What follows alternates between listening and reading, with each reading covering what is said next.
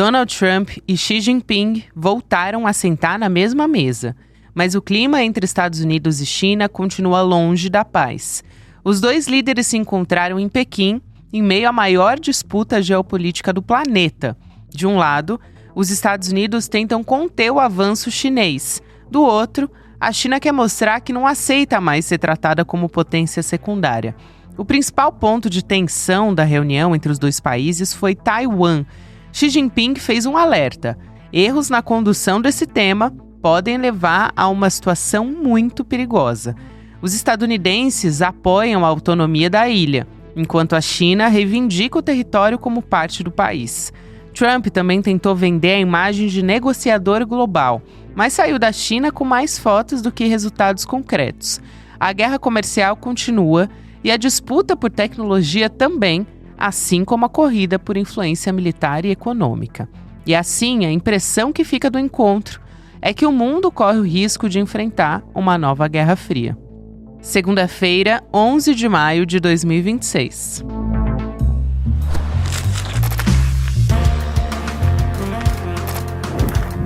Sou a Gabriela Varela, esse é o podcast aqui mais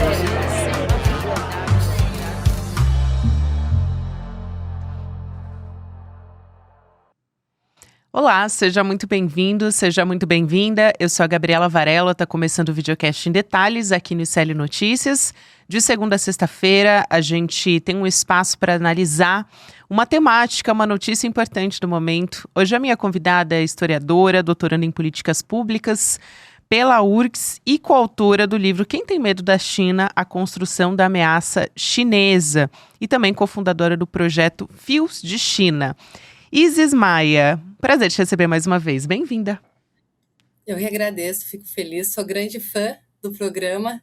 Não dirijo sem escutar em detalhes. Ai, que maravilha! Então, muito contente em te reencontrar. É recíproco, eu sou uma grande fã do seu trabalho e sempre aprendo muito com vocês no Fios de China. Então, nesse momento em que o Trump vai essa visita, né, cruza ali o mundo para fazer essa visita à China. Num primeiro lugar, eu quero tentar entender como é que você analisa essa chegada do Trump até a Pequim, porque num primeiro momento, o que eu vi muitos analistas dizendo é que o Trump chega numa posição enfraquecida. E até desmoralizada, ouvi essa palavra também por conta da guerra no Irã, o que isso produziu na economia global, isolando os Estados Unidos dos seus aliados em muitos casos, né? Então, eu quero essa sua análise, primeiro dessa chegada, depois a gente pode falar um pouco sobre os lugares, né? A agenda que foi colocada pelo Xi Jinping também e o que isso significa. Mas acho que eu queria começar daí, entender num primeiro momento essa chegada do Trump à China. Bom, eu acho que ela acontece em um momento que está claro para o mundo, como você disse, muitos analistas falaram que há uma mudança na correlação de forças. E a gente vem de um histórico, né, um histórico que, na verdade, vem desde 2012, quando vira uma política de Estado dos Estados Unidos, que é o pivô da Ásia, que determina que a China, então, ela precisa ser contida. E, bom, nesse histórico a gente vem da Primeira Guerra Comercial em 2017, o cerco tecnológico da China em 2021, e é muito interessante comentar disso aqui, porque tivemos junto ao Trump os CEOs, né, da tecnologia nos Estados Unidos na China, e depois esse último tarifaço. Com o tarifaço, a China, então, coloca restrições às terras raras. Sem terras raras, não tem setor tecnológico nos Estados Unidos, não tem Tesla. E é nesse momento, com Trump enfraquecido, com menor índice, né, de aprovação dentro dos Estados Unidos, que ele chega à China, chega depois de atacar, mas chega também para tentar desfazer o que os outros governos americanos trazem consigo na sua história. Então, é realmente, quando a gente pensa que os Estados Unidos deixaram de ser um bom parceiro para boa parte do globo, tarifaram, né, todo mundo, parceiro instável, a guerra no Irã, a ausência de não houve um cessar-fogo real na Palestina. Então, o mundo não, o sul global está emergindo e o mundo ele não está muito favorável, de fato, para os Estados Unidos. E ele chega na China com a intenção de resolver muita coisa, que eu acho que vai ser nosso tópico aqui, para conseguir melhorar a popularidade para as eleições americanas que estão chegando, né? Então, é neste cenário de correção e depois de atacar muito. Vamos ver o que acontece. É fundamental essa sua observação, porque o objetivo é esse mesmo, melhorar, a popularidade dele, já que as eleições estão chegando e nos últimos tempos isso realmente é uma posição de enfraquecimento do Donald Trump, né? Agora, olhando para o Xi Jinping, Isis, ele recebeu o Trump, e a primeira coisa assim que me veio na cabeça foi assim, com toda a pompa, né? Mas ele impôs uma agenda muito clara, uma agenda de estabilidade estratégica, e eu até acho que isso é uma contraposição muito clara com o posicionamento, a forma como Donald Trump lida com as relações internacionais, né? E essa visão unilateral que ele tem e do America First. Então, é uma contraposição mesmo.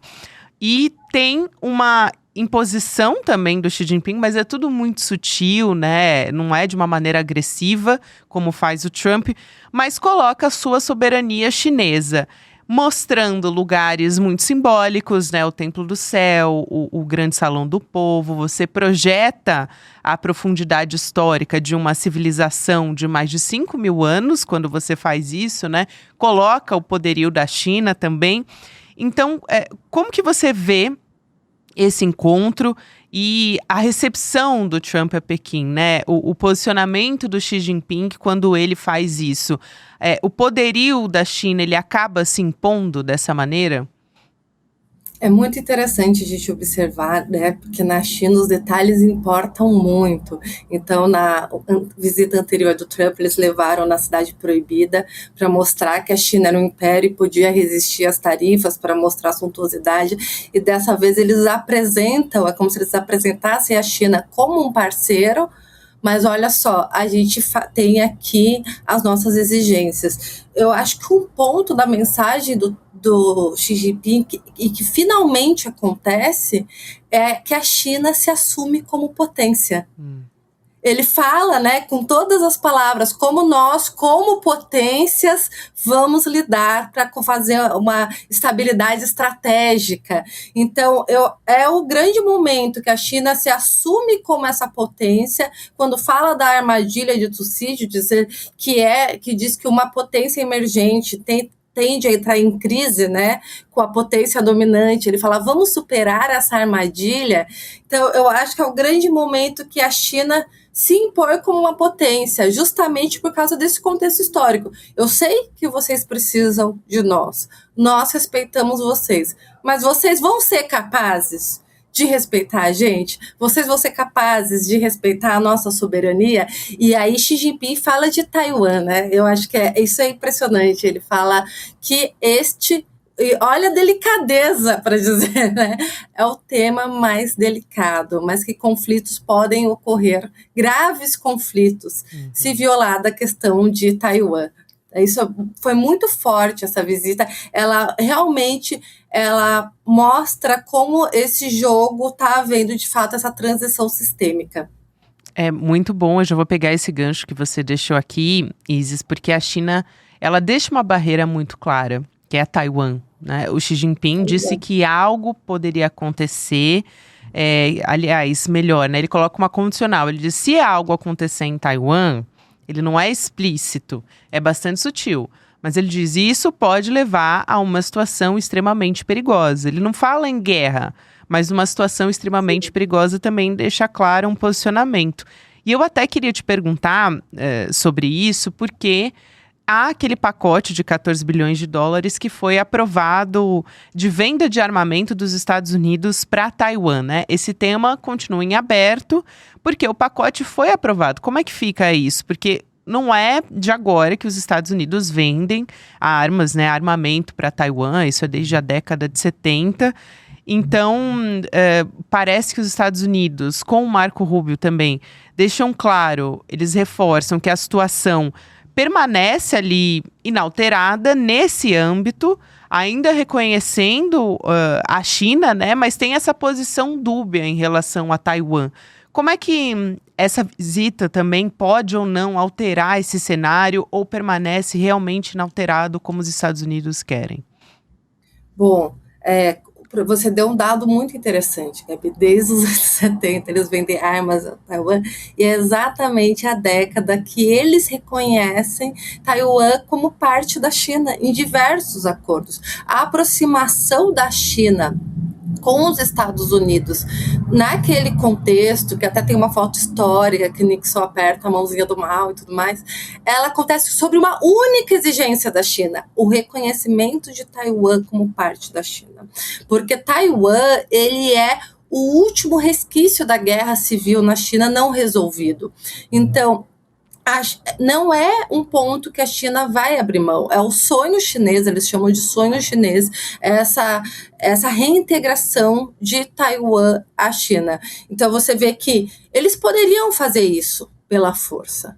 Eles não fazem, eles tentam fazer uma projeção, assim como faz com Hong Kong, Macau, que eles tentam se tornar parceiros. Uma vez, inclusive, eu acho que é uma anedota muito pequena, mas vale a pena contar, eu estive em Shenzhen, numa incubadora, e era uma incubadora de tecnologia do governo, e eles me explicaram uma política pública que eles tinham, que se chamava Atraindo e Realizando Sonhos, e a ideia era trazer jovens talentos de Hong Kong para dentro da incubadora que tivesse grandes ideias, porque porque o grande objetivo do governo é você ir gerando uma projeção chinesa até que você consiga reintegrar tanto Hong Kong como Macau e Taiwan principalmente. E para a China é uma questão de soberania e de segurança, porque imagina bases americanas em Taiwan.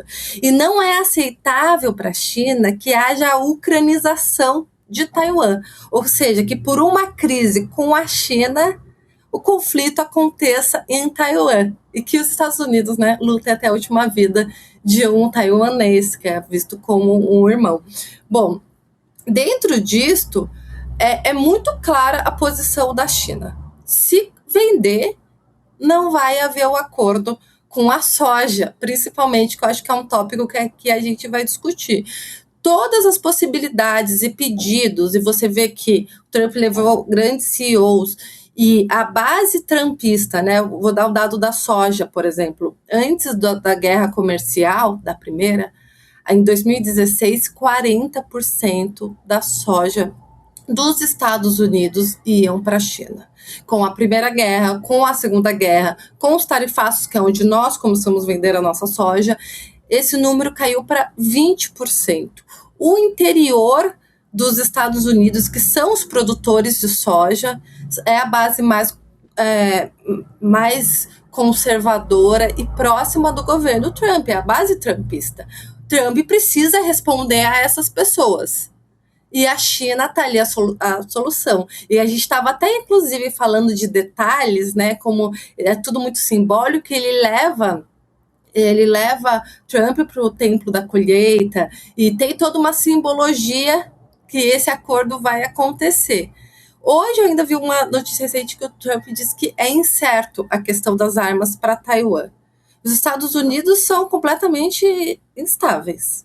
Então, não conseguimos prever o lado de lá. Mas, historicamente, a China é muito estável e a China vem respondendo. A cada tarifa, a cada sanção, não tem ficado sem resposta, justamente porque a correlação de forças mudou. Então, se realmente ocorrer essas vendas de armas a Taiwan, de fato, não haverá acordo. Agora, como o Trump, que infelizmente para os americanos não é o Lula que consegue equilibrar pratos e resolver esse tipo de situação, como ele vai agir, realmente estamos todos aqui aguardando, né? Seria jogar essa visita no lixo, vamos ver. Exatamente. Isso é importante, né? E tem também essa imagem que foi construída pelo Departamento de Estado dos Estados Unidos, que é a ala mais ideológica do governo Donald Trump, né? Que é uma autonomia de Taiwan também, que dizem que é muito vital para essa narrativa de ameaça também que foi construída pelo Departamento de Estado, né?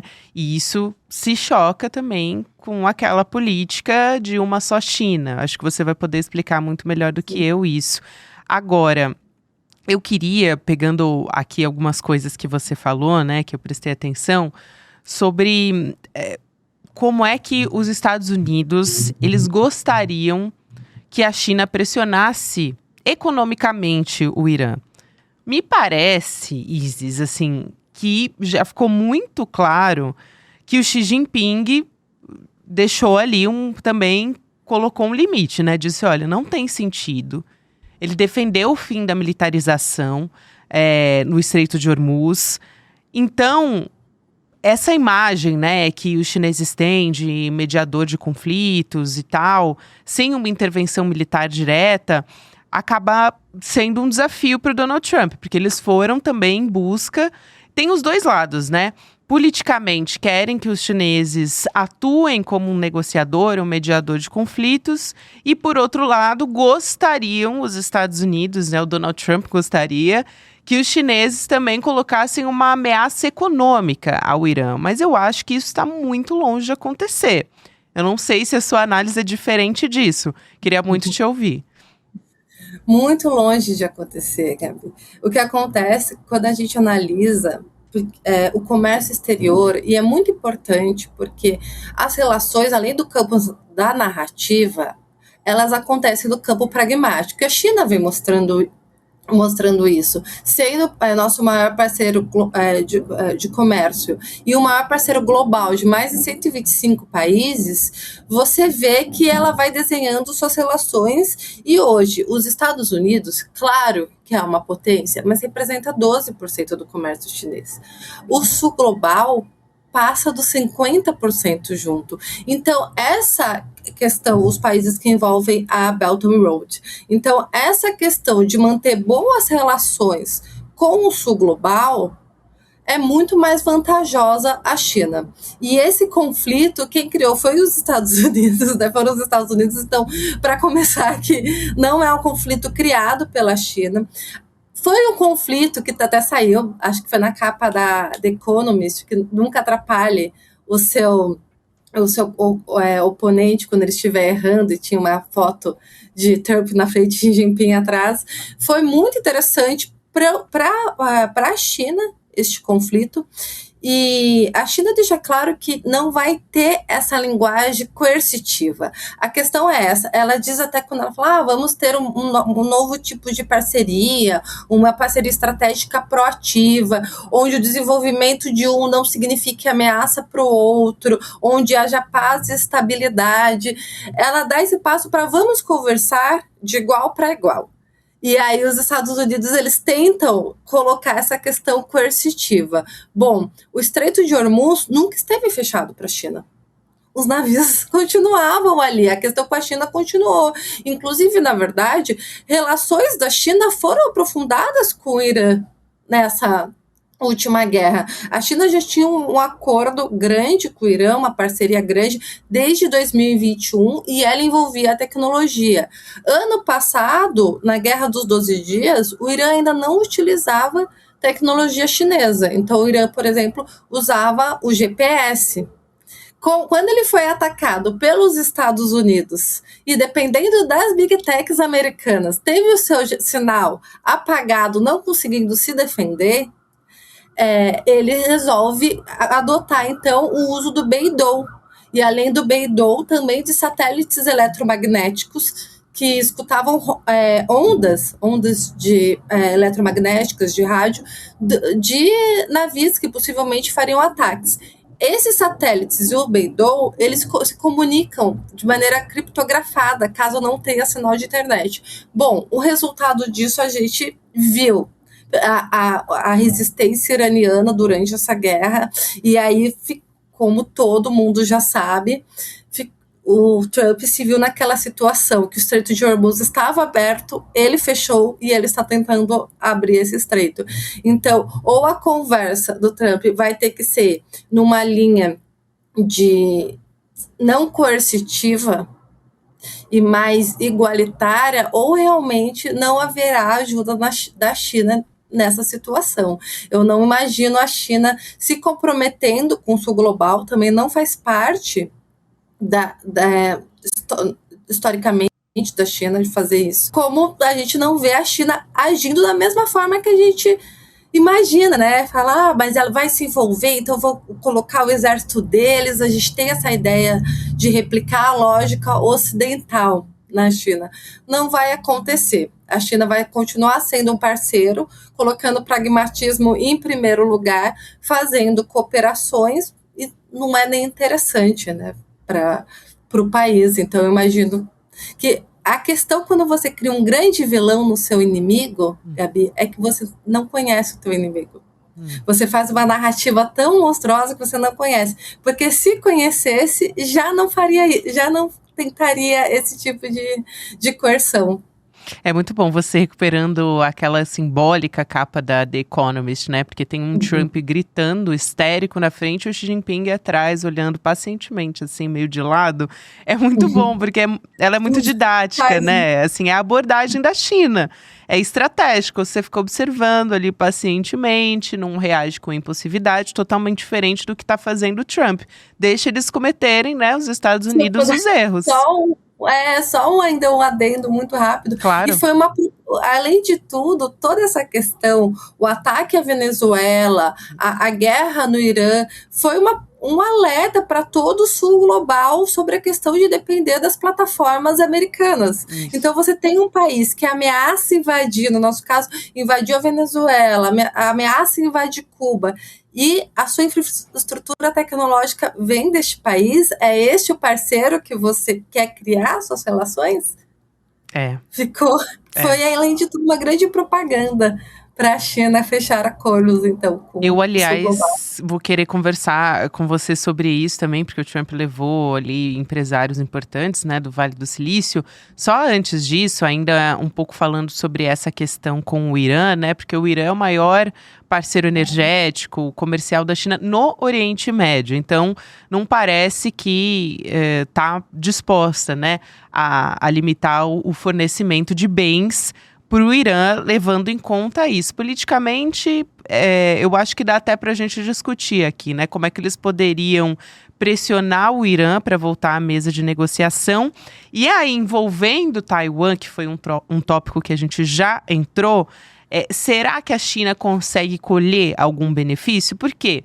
Se o Donald Trump e os Estados Unidos estão focados no Oriente Médio, acabam desviando um pouco o olhar de Taiwan, porque o Trump ele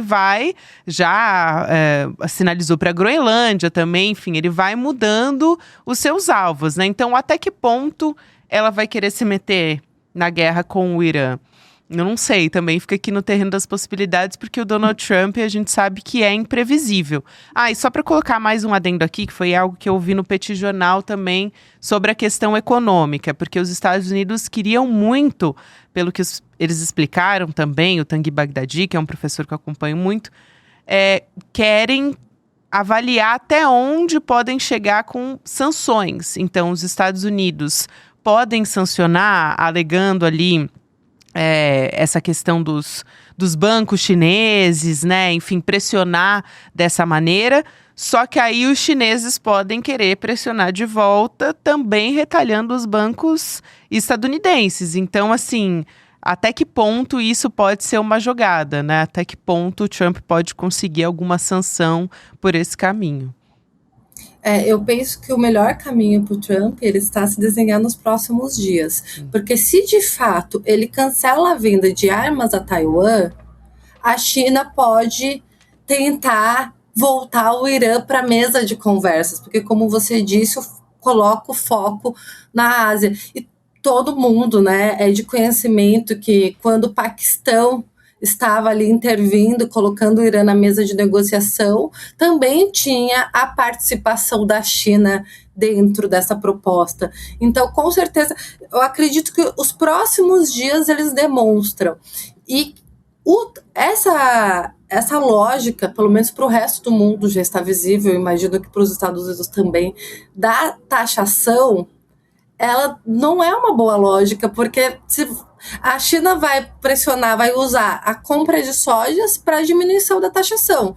Então, a ideia de negociar amigavelmente, como diz Xi Jinping, com palavras bonitas, mas de um jeito que seja interessante para as duas potências, eu acredito que é um bom momento para o Trump, se ele realmente retira as vendas, porque esse é o calcanhar de Aquiles da China.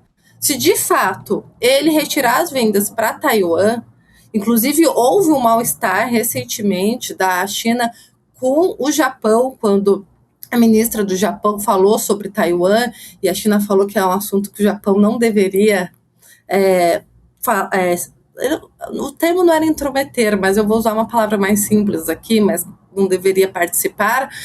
Realmente ali existe uma oportunidade maior. Agora, se de fato a China, os Estados Unidos, após essa visita, for para o caminho da taxação, a China vai aumentar a pressão pelo lado dela, pelas terras raras, pelo que ela conseguir.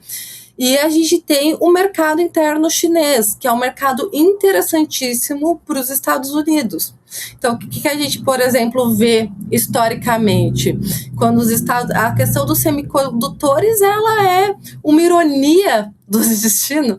Quando aumenta o cerco tecnológico, então, os Estados Unidos criam restrições a Taiwan vender os semicondutores, os chips para a China. A Holanda vender as máquinas que cortam chips, a Nvidia e outras empresas americanas também venderem para a China. A China, que já tinha, desde 2015, isso foi 2021, desde 2015, a China tinha uma política pública que é o Made in China, que elege 10 setores prioritários para sua indústria, e uma delas era os semicondutores. No entanto, estava mais morna a indústria nacional, mas quando ela é sancionada, isso impulsiona a China, então, a fazer os seus próprios semicondutores. Resultado, a China cria, então, uma indústria nacional para isso, e a Nvidia perde mercado, sendo que de 20% a 30% das vendas dos semicondutores da Nvidia era para a China. Último take, 2026, está lá o Trump levando o CEO na Nvidia para ver se volta a acessar, então, o mercado interno chinês. Isis, acho que essa história ainda vai ter novos desdobramentos, né? A gente pode esperar, a partir desse encontro, que outros desdobramentos saiam daí no sentido comercial, também tecnológico. Acho que a gente vai continuar conversando, mas muito importante a sua presença aqui. Já deu para entender, para ter um norte a partir desse encontro bilateral. Muito obrigada, um prazer te receber sempre. Eu que agradeço, muito obrigado pelo convite, Gabi. Até a próxima. Até. E eu também deixo convite para você participar junto com a gente, para você que não acompanhou a estreia do nosso documentário original Bandidos de Farda, tá com o replay liberado. Então, boa notícia para você, só que é por tempo limitado, tá? Então, vem com a gente, faz a sua inscrição em detalhesicl.com.br para assistir a íntegra desse documentário e também essa conversa, um debate que rolou entre a Juliana Dalpiva, o Chico Otávio. Foi aí uma surpresa também que aconteceu nesse domingo, repórter, e o Eduardo Moreira. Então acompanha junto com a gente, tá liberado o replay do Bandidos de Farda, que é baseada nessa série de reportagens, coordenada pela Juliana, também com a participação da reportagem do Igor Melo, o Chico Otávio, a Shirley Alves, investigando esses documentos inéditos do Exército Militar, um arquivo que foi roubado pelo coronel Ciro Etchegóin e que estava escondido até hoje, muita revelação acontecendo a partir disso. A gente continua na nossa programação, agora tem o Mercado Investimentos, depois o Rolê ICL, e você pode ouvir o Em Detalhes em qualquer momento do seu dia nas plataformas de áudio. Tem conteúdo novo de segunda a sexta-feira. Até a próxima.